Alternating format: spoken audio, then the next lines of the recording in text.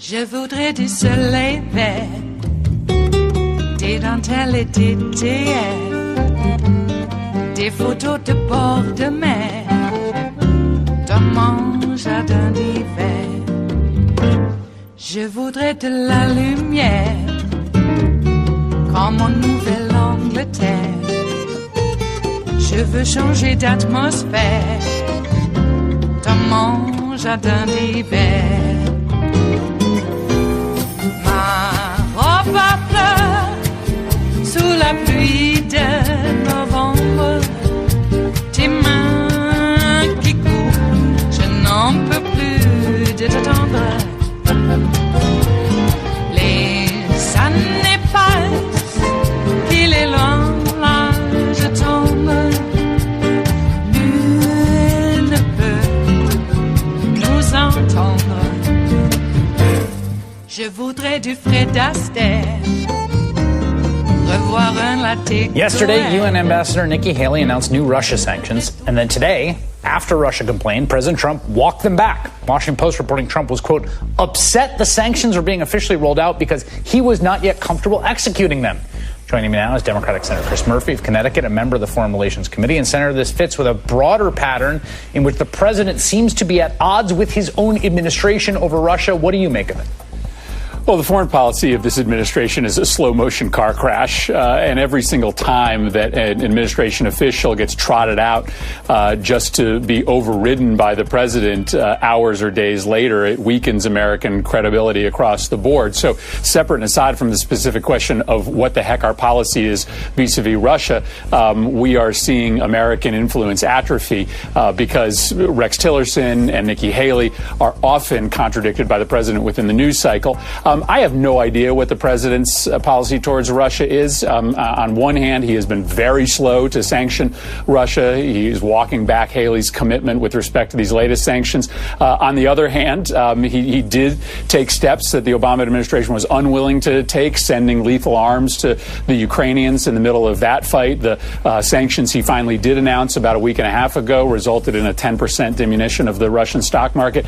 It just seems to be, a policy that's made up on the fly on a day-to-day basis, and ultimately, that makes no sense to the rest of our allies who are trying to be in this with us together. Well, is there a risk there? It seems to me that it's fair to characterize the Trump administration as both being more solicitous and easier on Russia and Putin, and also more aggressive at the same time. Yeah, listen, and I think you have to be fair that, this policy has been somewhat schizophrenic. There have been aggressive steps taken, and then there have been moments in which Russia has gotten much of what it wanted. But in a sense, let's be clear that Russia is the winner in this relationship over the last year and a half, because let's set aside these specific policies regarding sanctions. By America's withdrawal from the Middle East, Russia has inserted itself in a way that has empowered it in a region that they have been long asking for power. The assault on the State Department, which is the primary means by which we push back against Russia's asymmetric methods of warfare in and around its periphery, has been a gift to Russia. So whether or not we're, going to do the next round of sanctions, Russia is getting a gift by America's general withdrawal from the places that it cares about. Finally on this, do you think the president is motivated by being compromised in some way? There's certainly a possibility of that. It's hard to understand why he has been unwilling to take steps that both Republicans and Democrats in Congress have wanted him to take. And the message that he has sent overall to the Russians is that they are, by and large, free to manipulate the 2018 elections in the way that they did in 2016. I think we all are all trying to figure out what the reason is for this very bizarre positioning that we've watched on Russia. It is Tuesday, the 17th of April of 2018, and you are in West Coast Cookbook and Speakeasy. I am your chef de cuisine, Justice Putnam, and our daily special is Tarrytown Chowder Tuesdays. That's right, folks. Okay. Oh, it's tax day, if you hadn't heard. Yeah, it would have been on the 16th, but, since the 15th fell on a Sunday. But some time ago, they gave you like an extra day on Sunday. So, because I guess maybe some people are taking those 3-day weekends. So, you never know. You never know. Well, Sean Hannity outed as the secret client behind door number 3. So let's make a deal. And they did. And Hannity says, I never paid him any money. I never got an invoice. I never had attorney-client relations with that man, Mr. Cohen. Well, the reason for that is that he repaid them in kind on his propaganda show. He has a propaganda show, and he can repay whatever debt he has. Because they came to Sean and said, look, we're going to come to you and ask you for a favor. You won't know when, but soon. And they did. So that's, apparently audible gasps in the courtroom by all of the assembled pundits, as if they never knew that Sean Hannity would be, a propagandist liar, probably on the payroll. And let us not forget, he has been under a very long counterintelligence investigation for, that's right, ties to Russia. Okay. That guy from Coast to Coast died. People want to know where they got the tinfoil hat idea? That's the guy. That's right. So, yeah. Died on Friday the 13th. Apropos. Ryan Zinke keeps calling himself a geologist, even though he isn't, but he calls himself a geologist because he's dumb as a bag of rocks. In fact, I got to tell you, I think the rocks probably have a much higher intelligence than even Ryan Zinke. That model claiming to know a lot on Trump and Russia is doing a Thai court for, sex acts with, people paying her. So if she knows something, that's good. Whether she gets to, get out of jail from a Thai sentence, I don't know. Starbucks CEO says arrests of 2 black men were reprehensible. Well, yeah, damn right. Now, I will say that the new CEO of Starbucks is a black woman, and but maybe start teaching the staff that, when people of color sit down, it's okay. It really is okay. Oh, before Trump was anti-Cuba, he wanted to open a hotel in Havana. Well, he still does. He doesn't care whether it's anti-Cuba or not. His opinions turn on a whim.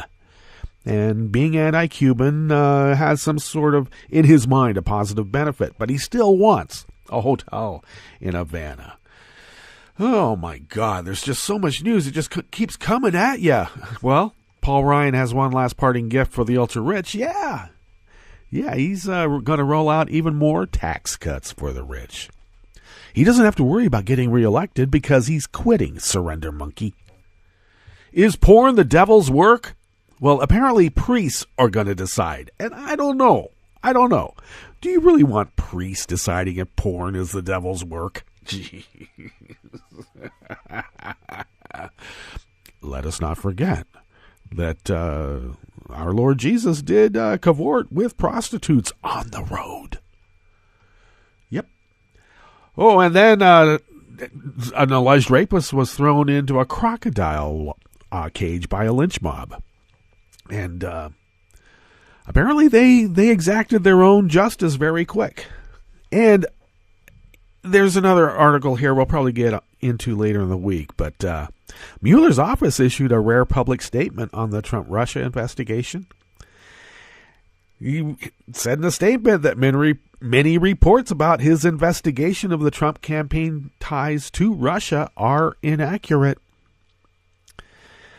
One thing I came away from the Comey interview is that Comey is not our ally. Okay? He may be an honest broker on many, many things, and, maybe all of it. But he is not our ally. And I remember Robert Mueller from his U.S. attorney days in the Bay Area. And, some of his cases that went after people of color and those of a liberal bent weren't received very well back in the day. So, we'll see. I'm counting on these fellows to, be good Americans and, maybe put aside their star chamber, albeit, maybe a little bit more thoughtful in the way they would exact justice, and that they know better because of their higher moral authority. Did you know that Mueller and John Kerry went to the same, was it prep school? I believe it was a prep school, yes. And Kerry was considered to be the one who really, pushed his ego and tried to get ahead. And Mueller, in his quiet way, just happened to just advance. But and they both, I will say, decided to volunteer to go to Vietnam. Rich white boys deciding to go. They both have a noblesse oblige. And that is, I suppose, good still, but it does hearken to the old colonial times, doesn't it? They know better. Let's get to what we're going to be attending to today in West Coast Cookbook and Speakeasy, Tarrytown Chowder Tuesdays. Well, that was Chris Murphy at the top, Senator Chris Murphy. The calling Trump's slow motion car crash foreign policy. I like that. Slow motion car crash foreign policy is further proof of Donnie Two Scoops being compromised by Vladimir Putin. Something's up, because Nikki Haley went in front of the UN and said, Russia, we're sanctioning the hell out of you. And Trump told Vlad and Nikki, now hold on a minute. Hold on, I haven't signed off on anything. Vlad, I haven't signed off on anything. What this crazy woman's saying in front of the world stage, she has to say, okay? You know that. I know that. She has to say this. But between you and me, I mean, come on, let's make a deal. Yep, and they do. Then on the rest of the menu in the Bistro Cafe part of West Coast Cookbook and Speakeasy, Trump is raking in millions from his campaign slush fund to pay his steep legal fees. He has the shittiest lawyers, but he still has a lot of fees to pay. Oh, yeah. California puts a halt to Trump's border wall plan by refusing to send state troops to help. Well, I guess Trump will just have to nationalize them, like Eisenhower did. Yeah, do that. And Trump jokes about firing John Bolton after John Bolton's only been on the job for a week. Yeah, sometimes jokes that Trump makes tend to be true or come out to be true after a period of time. It's almost like a foretelling, a tell. After the break, we move to the chef's table, where the RNC is bleeding $250 million trying to save unpopular Republicans in blue America. And researchers in the U.S. and Britain accidentally engineer a plastic-eating enzyme that may eventually help solve the growing problem of plastic pollution. All that and more on West Coast Cookbook and Speakeasy. Bon appetit.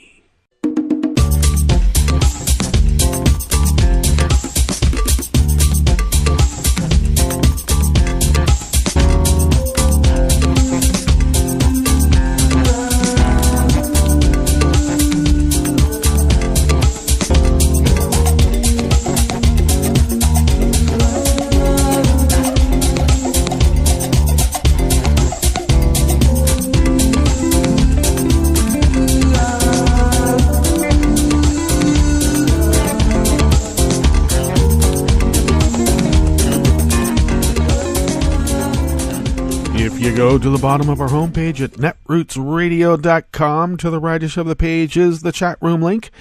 Kelly Lincoln, our roaring girl, monitors that throughout the day. So you have any questions, concerns, requests, etc., that's a good way to contact us.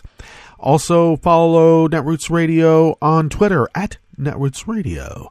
You can also follow Netroots Radio on Facebook if you like to do that. And even if you don't follow on Facebook, Facebook will be following you anyway, because that's what they do. Probably they all do. Probably? Yeah. Okay. And do follow me on Twitter at Justice Putnam. And check out the show notes and links diary that I post on Daily Co's about 10 minutes before showtime. And that's where you will find all the show notes and the links. Isn't that something? Okay. I should mention the contribute and donate buttons, because that's how we pay our bills. And that is to the leftish of the chat room link at the bottom of our homepage. Yes, indeed. Okay, a little bit of sad news also. I made fun of that Art Bell guy dying. And tinfoil hat, he literally would wear the tinfoil hat to keep, the radio waves from whatever it was that he thought they were doing. Radio waves from outer space to brainwash him or something. Not knowing the brainwashing wasn't coming from, outer space. Another sad passing is Harry Anderson, who many, many people remember from Night Court, a long-running sitcom. And a lot of people that I've been seeing on social media are mourning his passing because they grew up on Harry Anderson. And I realized I was already well grown up by the time Night Court came on TV. But I do remember Harry Anderson even before his appearances on Cheers, where he had a long-time recurring guest role. I remember him even before Saturday Night Live. He would be in San Francisco for very extended periods of time, performing at the Comedy Store, the place down there at Ghirardelli Square and the Cannery, that area. He was all over town. And I cite actually Robin Williams and Harry Anderson as being the catalyst for my giving up on stand-up comedy. Because, they did it so much better. Plus, Robin Williams was a trained mime, and he brought that to his shtick. And Harry Anderson was the consummate magician. Yeah, man, are you kidding me? Forget it. So, yeah, I actually tried to do stand-up comedy in both L.A. and San Francisco, and it is hard. Whew. Yep. My joke was I tried to do stand-up comedy, but everybody told me to sit down. All right, well, we better get on to the stories here. Trump raking in millions. I still want to know, and so does a lot of other people, where's all that money from the inauguration? There's tens of millions, more. There might be $100 million stashed away somewhere. I don't think it's all going to his legal fees. But in a sense, maybe it is. Because maybe his legal fees include making sure that Vlad is happy, or something coincidental might happen. Because it does happen. This article is by Eric Bullard out of Share Blue Media. Is this a presidency or a financial fraud scheme? I love it when questions like that are posed at the top of an article. With Trump's re-election campaign, it's getting harder to tell. I don't know. I saw it even before he got supposedly elected. Two new revelations about Trump's 2016 election campaign and his 2020 re-election effort, which Trump launched right after he took office, confirm that the self-dealing has been endless. Donald Trump's U.S. businesses have received at least $15 million in revenue from political groups and federal agencies since 2015. And that was reported by McClatchy yesterday. But it was Trump's campaign itself that spent the biggest chunk by far, about 90%, or $13.4 million, because that's what he does. His charitable foundations, oh yeah, no problem, 90% administrative costs. If we have anything left over, maybe we'll give it to the starving children of those wounded veterans. Trump's hotels and resorts, as well as his office buildings, have been among the biggest beneficiaries as Republicans. And now government agencies rush to line Trump's pockets. They're rubes. And you know what a grifter thinks about a rube. He hates them. That's why he wants to steal their money over and over and over. But didn't political groups always spend lavishly at Trump properties? They did not. By comparison, in 2013 and 2014, political spending at all of his properties nationwide was less than $20,000. Now he's getting $15.1 million. Very interesting. So far, Trump has visited one of his properties, usually in Florida, New Jersey, and Virginia, on nearly 140 days, which means the Secret Service, National Security Council, the Defense Department, and among others, are spending a ton of money to coincide with Trump's travels. Wow. Actually, I remember back in the day when they put a cap on lobbyist spending, for lunches and stuff. A lot of restaurants went out of business. A lot of steak and martini places open for lunch. Just saying, think about it. You had a chef, you had a line cook, you had the sous chef, you had the expediter expediting the food, you had the food runners, you had all the wait staff, you had the bus staff. You had the maitre d'. You had a general manager, assistant manager. You had a kitchen manager. You had a reservations manager. And then all the vendors bringing in the steaks and martinis.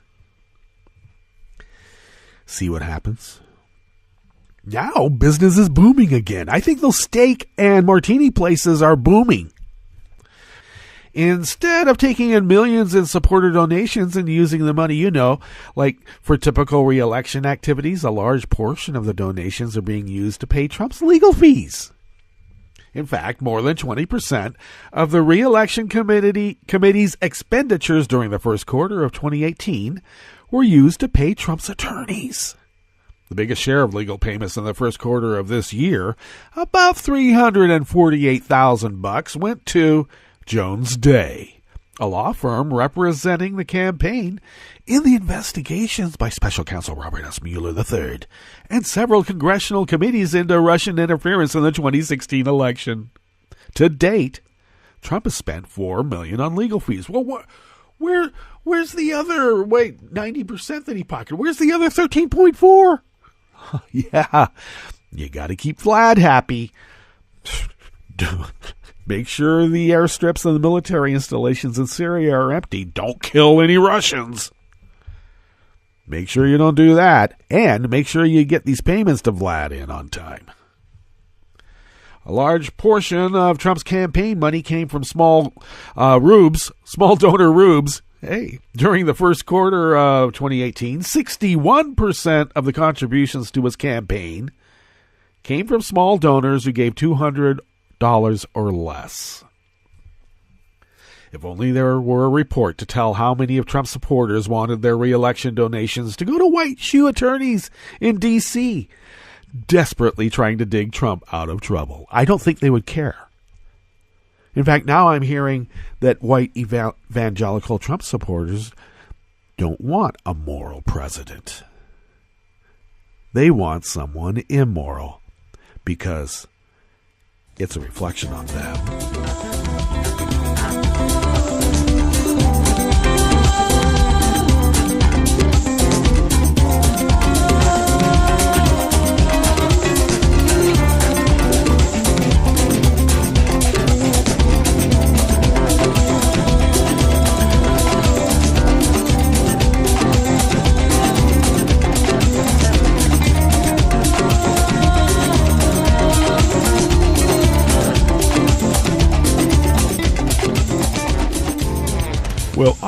always like happy news, and Dominique Jackson out of Raw Story brings us a little bit of mirth. Apparently, earlier in the month, Trump boasted about sending National Guard troops to protect the southern border, and he proposed to send nearly 400 troops to the border.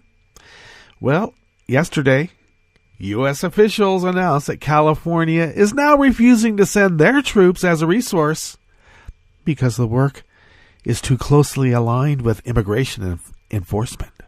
Yeah. The posse comitatus thing, Trump can't even pronounce that. Troops would have been a useful resource to perform work such as operating remotely controlled surveillance cameras, documenting suspicious activity, repairing vehicles, and a host of administrative tasks.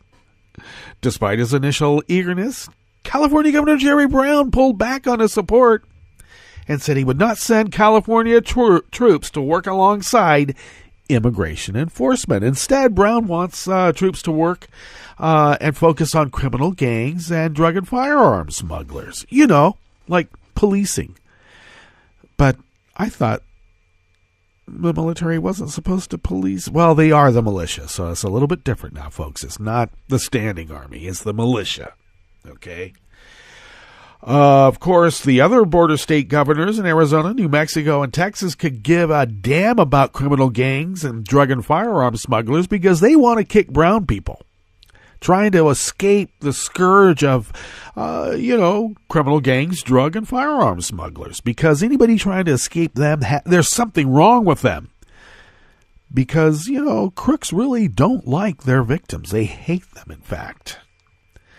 And the state position did anger federal officials because it puts a halt to their plans. And California was also unclear about what tasks they would or would not do. I think they were very clear.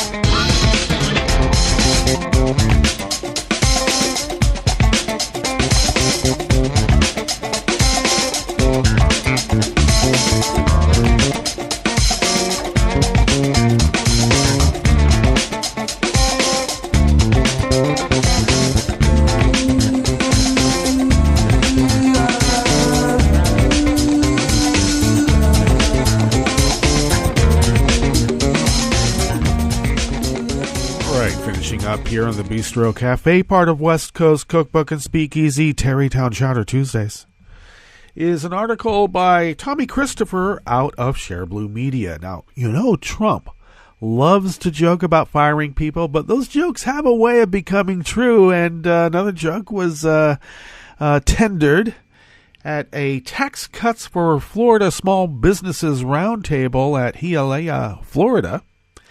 And he had name-checked John Bolton. And then John Bolton got a couple of minutes ovation, and where several of the attendees stood and applauded. And Trump was livid. Tried to tamp down, now come on, sit down. He's, sit down. He says, I'm a little jealous. Do you think John did it all? I might have to fire him. As a joke. Oh, yeah, but remember, Trump joked about firing Tom Price. And he did. Of course, he deserved it. He joked about firing Reince Priebus, Steve Bannon. Steve Bannon, all of them were fired. He openly threatened to fire James Comey for weeks. In fact, he has established a record-setting pace of White House turnover, so there's no reason any Trump official should treat even a joking threat lightly, and we all know how thin-skinned Theodore is. Bolton's upstaging of Trump may have seemed like a joking matter in the moment, but we'll see how long John is for the job. Well, that brings us to our break, and we'll come back and go through weather from around the world and then those stories that we've curated for you today. You are listening to West Coast Cookbook and Speakeasy, and we will be right back. You are listening to netrootsradio.com. Please hang up and try again.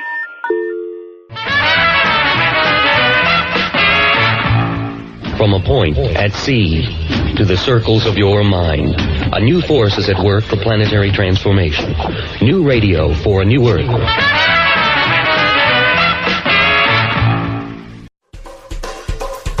This is Scientific American's 60-Second Science. I'm Christopher Intagliata.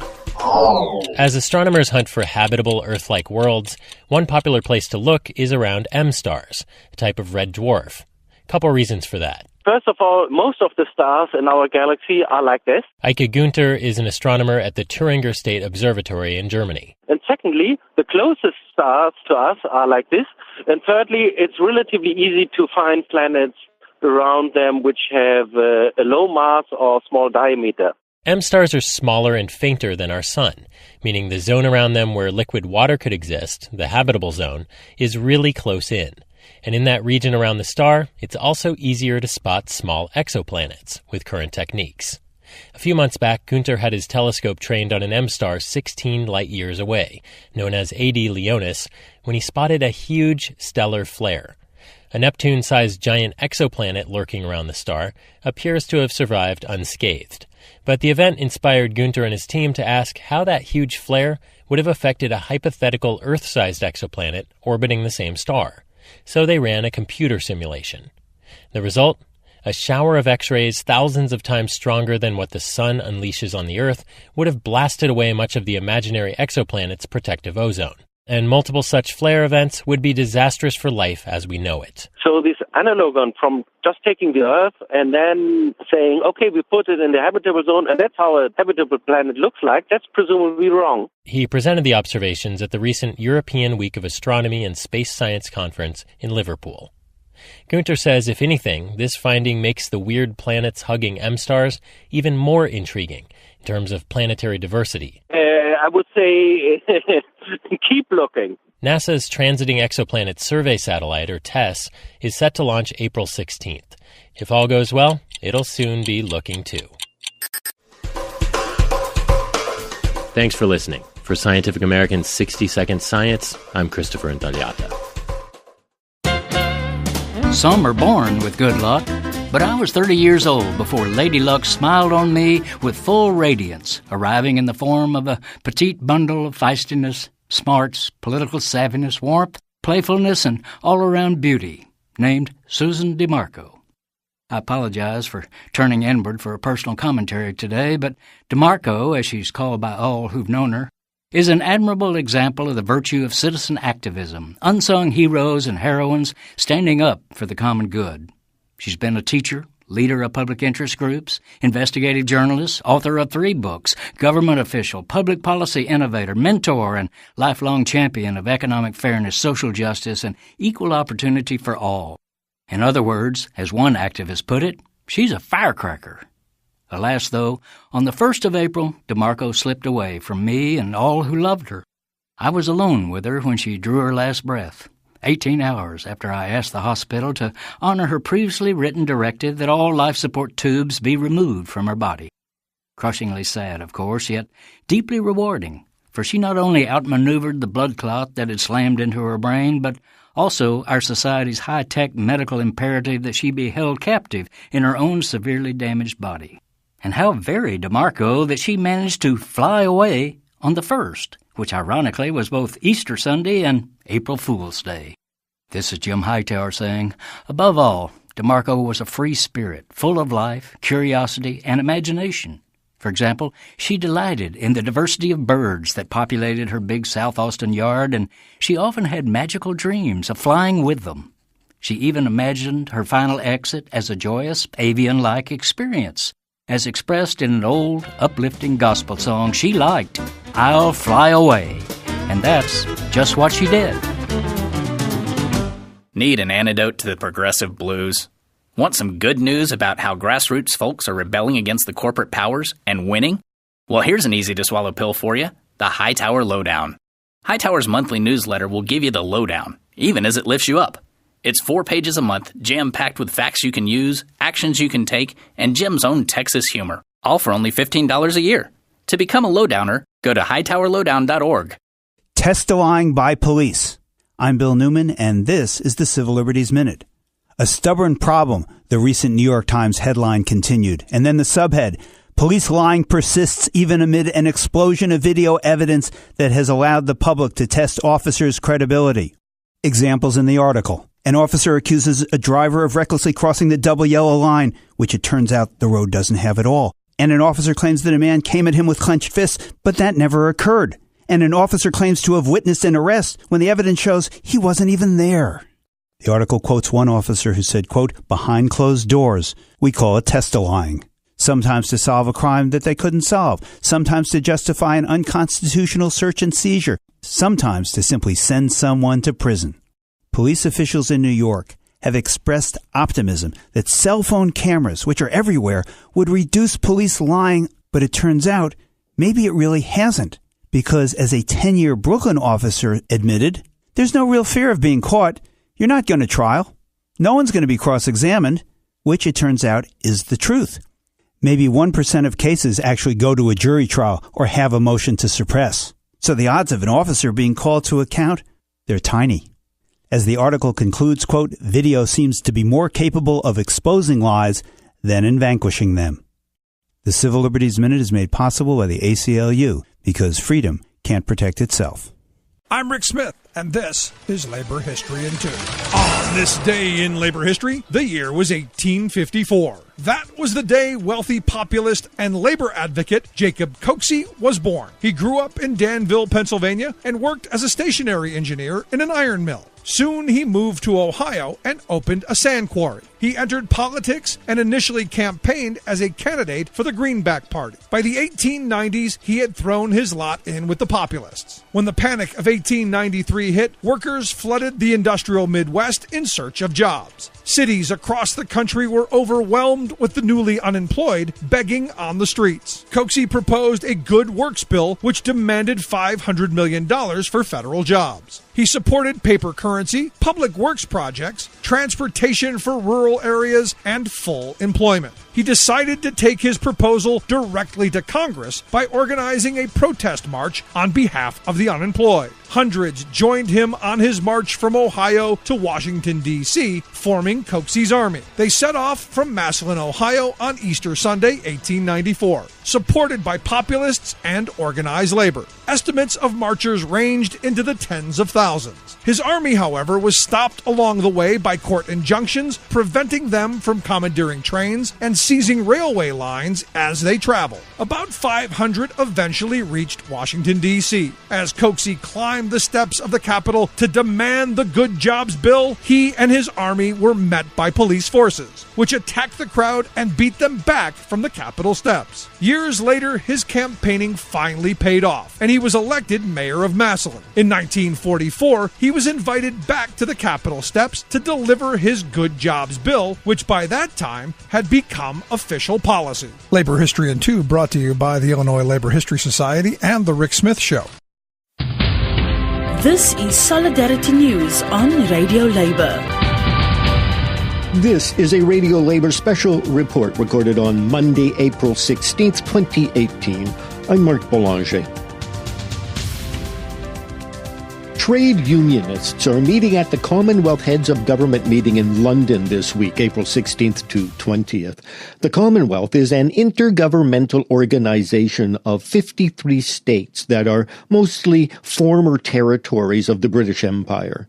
One of the unionists attending the conference is Ernest Nadomi. Mr. Nadomi is the National General Secretary of KETAWU, the Kenyan Electrical Trades and Allied Workers Union. I asked Mr. Nadomi about the challenges his organization faces as it confronts the need for more energy production and delivery, especially in these times of climate change. The current situation in the country is that we don't have enough power in the country. Not all Kenyans are connected to power.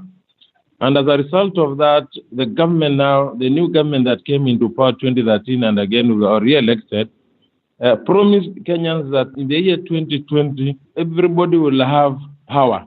So what does that mean? It means that the government must get out of the traditional way of power generation so that they are able to meet this. But in the course of that, it has created a problem because as we speak now, we are talking of 66% of Kenyans are accessible to electricity. And our main source of power is hydropower. Hydropower and currently also geothermal power. But because of climate change challenges, we have had, occasionally we have had instances where the water, because our dams dry up, and so the government is now compelled to start purchasing generators, thermal generators, which is quite expensive. So the first and the foremost challenge that we face in the course of all this is expensive power, because it's a pass-through cost. The moment you get in these generators, you purchase generators to supplement what the hydro stations are doing, or even geothermal, then the ripple effect is that my members, just like other Kenyans, pay dearly for that. The other challenge that we are also facing is casualization, because the government, they use minimum cost of labor for them to achieve what they want. And that is where we are now confronting the employer that you cannot use cheap labor to meet those targets.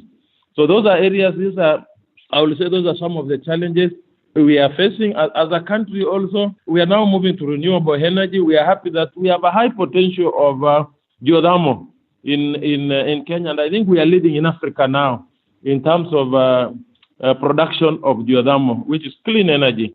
We are now talking of renewable, we are talking of wind power. We will soon be commissioning a 300 megawatt plant, the biggest also in Africa, in the next 6 months or so.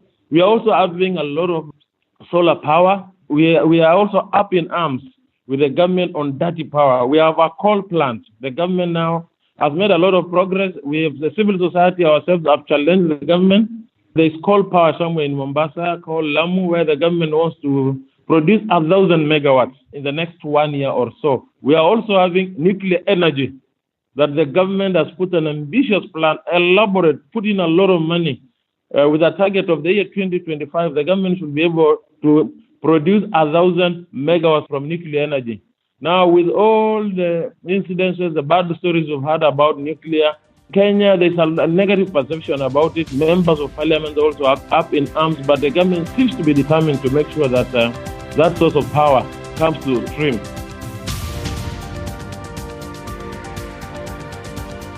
The Commonwealth Conference continues until Friday, April 20th. Interview recordings can be found at www.radiolabor.net/CW18.html. And that's it. International labor news you can use. Radio Labor's newscasts are available on its website, Facebook, iTunes, union websites, and community radio stations. Follow us on Twitter at Radio Labor. I'm Mark Boulanger. Thank you for listening. And remember, it's all about global solidarity.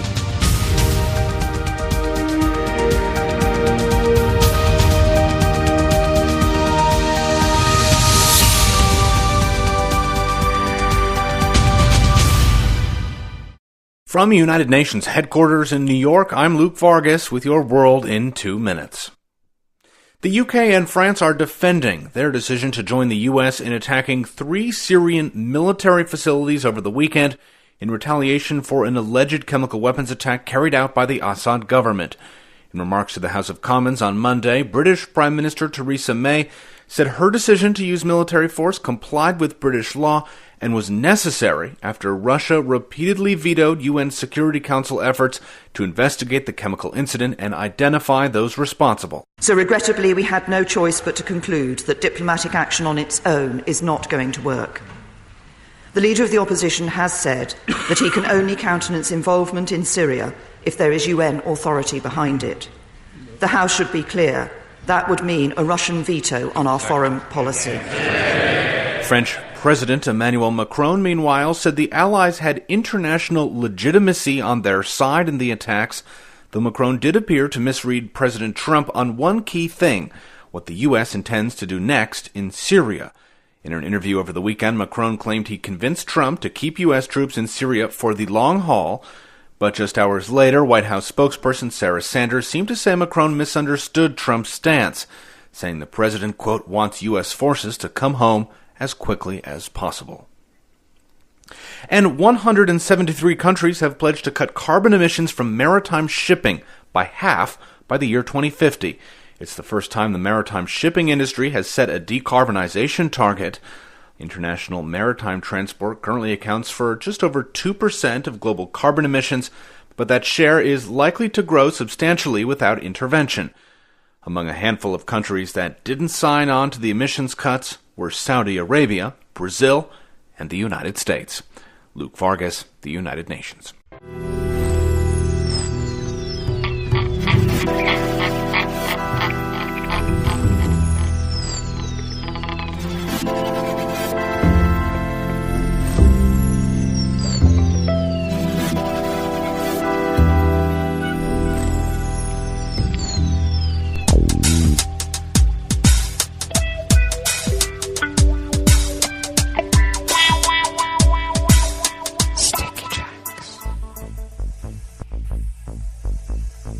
Thank you for accompanying us here to the Chef's Table of West Coast Cookbook and Speakeasy Tarrytown Chowder Tuesdays.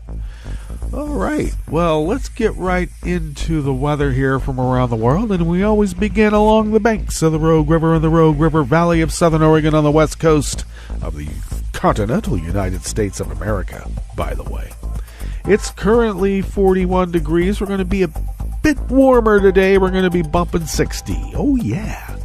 And it seems as if we'll have a drying out period for a few days, several days, quite a few days maybe, eh? And winds are currently out of the southwest at a negligible 2 miles per hour. They will be picking up a little bit later this morning out of the north-northeast at 5 to 10 miles per hour. And then later tonight out of the west at 5 to 10 miles per hour. We do still have a small chance of rain, 20%, but it looks like we may be drying out, though humidity is still going to be high.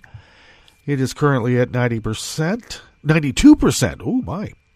Pressure is rising at 30.26 inches. Visibility is, let me check here. Ooh, they say 7 miles, but I think it's more over 10. And indeed, air quality index, I do have a reading today at 14 parts per million. A little, got to worry about that.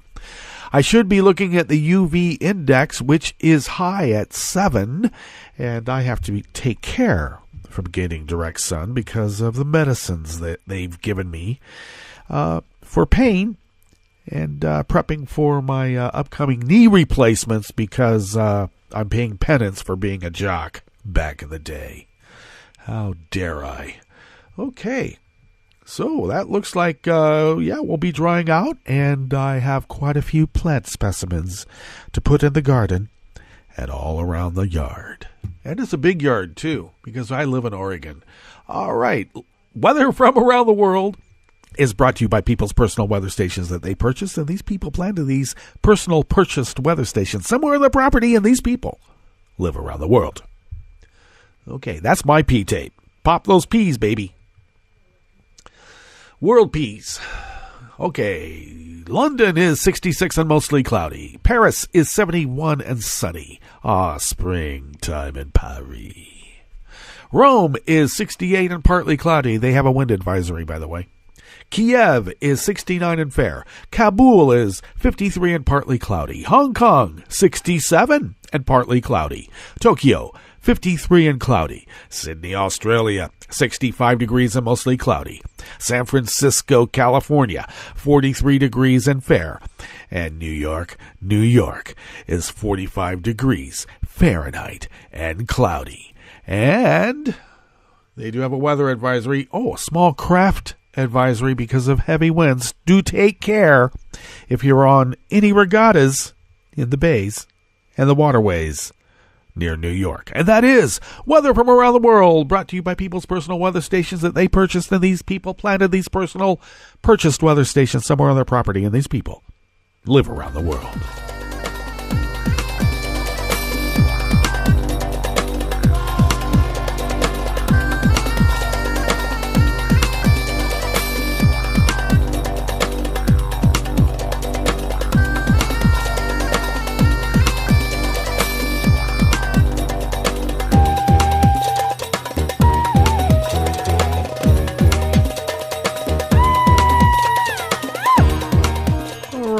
Starting off here at the chef's table at West Coast Cookbook and Speakeasy, Tarrytown Chowder Tuesdays, is another article by Eric Bullard out of Share Blue Media. Now, the RNC is willing, even though there are many Republicans who are conceding that the House may be lost, they're still willing to throw $250 million to hold on to its majority. Well, we'll see, won't we? Trying to counter the widening narrative that the House may be a lost cause in November, the RNC, that's the Republican National Committee, by the way. Did you know that Cohen hasn't given up his position in the RNC? Well, why should he? They're launching a new $250 million initiative to protect it. That's $250 million, as we like to say. The blueprint is especially focused on trying to save Republicans in states where Trump is widely despised. Facing the prospect of a blue wave this fall, the White House's political arm is devoting unprecedented resources to building an army of paid staff and trained volunteers across more than 24 states. That was reported by the AP yesterday, by the way. Much of the national GOP's resources are focusing on protecting Republican-held House seats in states including Florida, California, and New York. The deep-pocketed rollout comes just days after Speaker of the House Paul Ryan announced his retirement. It was a move that almost nobody thinks he would have taken if he thought Republicans would be in control of the House next year. Because who wants to be ruled by a woman again, huh? By stepping aside, the Speaker is essentially conceding the fact that Democrats will take over the House in November. That was Tim Alberta from Politico. A GOP consultant told him the House is gone. Really? Well, from our point of view, I think the House is just right here. See, it's just how you look at it. To their side, it's gone. But to us, it's, within reach. Despite the general consensus that the House is a lost cause, RNC chairwoman Ronna McDaniel is trying to put a positive spin on it, so positive that she won't go by her real name because it has Romney in it. And Romney, for some reason, is a trigger for Trump. So she's going to do everything she can, even changing her name. Our sweeping infrastructure, combined with on-the-ground enthusiasm for President Trump and Republican policies, puts us in prime position to defend our majorities in 2018, McDaniel said. Hey, that's Romney saying it. McDaniel Romney, come on. As the AP notes, the RNC strategy is expensive and risky and puts tremendous pressure on the president and senior party leaders to raise money to fund the massive operation. First of all, the network's radio style manual really precludes us from using the P word with Trump, president, because he's not. Okay, he's Donald Trump. Donnie Two Scoops, okay, we can go with that. But sometimes when I'm directly quoting, they use the P word. Jeez. And I don't think that Trump is really going to want to raise a bunch of money to fund candidates who are going to say, I'm not anything like Donald Trump. Vote for me. Vote for me. I'm not like him. No. Which is, I got to say, a complete lie because the GOP is Trump and Trump is the GOP. And it may have happened before, what Trump rose out of is, the fever swamps of the GOP. Okay? And I got to tell you, when Comey called Trump, above average intelligence, he has been excoriated for saying that. How can you say that Trump is above average in intelligence? And you have to understand that if you compare Trump to the average Trump voter, he would be just a tick above average to those people. And they like that. He's a genius to them. Look at it that way. Well, the GOP's monumental task in November, and especially in blue states, as well as states like Florida, which Trump won in 2016, but his approval rating has since cratered, falling 20 points between 2017 and 2018. 20 points. The nonpartisan Cook report, I don't know about the Cook report, but we'll see, lists 26 competitive House races just in the states of California, Florida, New Jersey, and New York alone. In theory, it is possible that Democrats could flip the House by winning the competitive races in just those 4 states. They need 24. The RNC's latest plan comes as Republican leaders continue to signal that the best strategy might be to concede the loss of the House and instead spend the party's time, money, and resources trying to preserve the GOP's slim margin in the Senate. Earlier this month, Mitch McConnell warned that the party could be facing a Category 3, 4, or 5 storm come November. The tsunami is coming and it's blue. Turtles don't survive in blue water. You know that, don't you? At the same time, older educated white voters who helped elect Trump in 2016 are now trending towards Democrats in such numbers that their ballots could tip the scales in tight congressional races from New Jersey to California. Just how much money is the GOP willing to throw at his House problem? I would ask, how much is Vlad charging?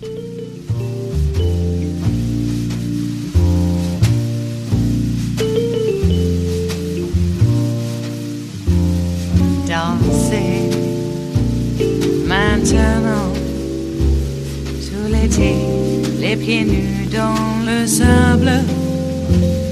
Dansez maintenant et jetez vos ennuis dans les vagues qui dansent. All right, finishing up here at the chef's table at West Coast Cookbook and Speakeasy, Tarrytown Chowder Tuesdays is a story out of the Agence France Presse. Now, this is a great story. Now, remember that plastic has only been invented and used since the 40s. But scientists at the University of Portsmouth and the U.S. Energy Department's National Renewable Energy Laboratory had discovered and have been focusing on a bacterium that was discovered in Japan a few years ago. Okay, that is naturally occurring and eats a particular kind of part of a plastic. And this bacterium had only evolved since the 40s because plastic hadn't existed since then. So they decided to tweak it a little bit to do particular things to see how one of its enzymes called petase worked by figuring out its structure. And they decided to go a step further and accidentally engineered an enzyme which was even better at breaking down PET plastics, PET plastics. So using a powerful X-ray 10 billion times brighter than the sun, they were able to make an ultra-high resolution 3-dimensional model of the enzyme. And it looks like it can eat a lot of plastic. So with 8 million tons of plastic dumped into the world's oceans every year, eat up. They better start eating quick and soon. All right, that brings us to the end of our broadcast time for the day. But Netroots Radio broadcasts on. Stay tuned. We do have our live feeds, Tom Hartman, Randy Rhodes, Malloy throughout the day. But if anything big happens, like to Rosenstein or Mueller, Netroots Radio will break in for live coverage. So stay tuned for that. And visit with us tomorrow in West Coast Cookbook and Speakeasy. Bon appetit.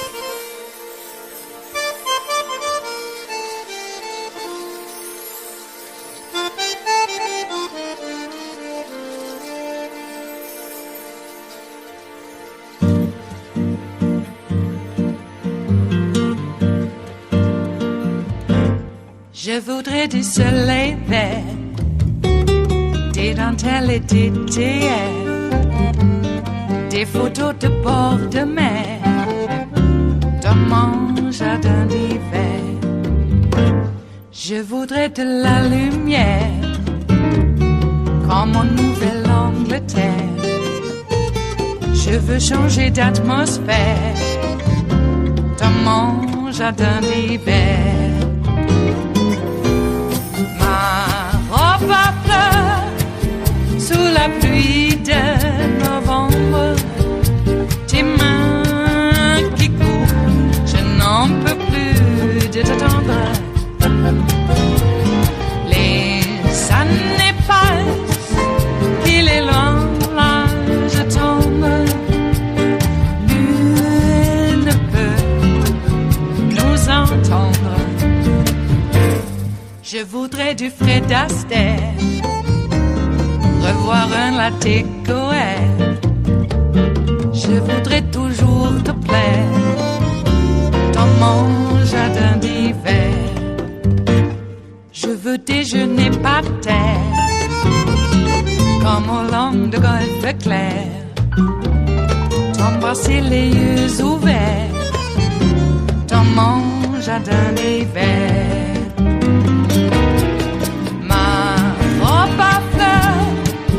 Sous la pluie de novembre, tes mains qui courent, je n'en peux plus de t'attendre.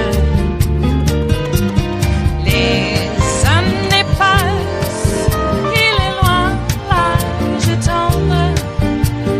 Nul ne peut nous entendre. Ba-da-da-dum-di-da-dum. Ba-da-da-dum-di-da-dum. Ba-da-da-dum-di-da-dum. Dans mon jardin d'hiver. Ba-da-da-dum-di-da-dum. Ba-da-da-dum-di-da-dum. Ba-da-da-dum-di-da-dum. Dans mon jardin d'hiver. Dans mon jardin d'hiver. Dans mon jardin d'hiver.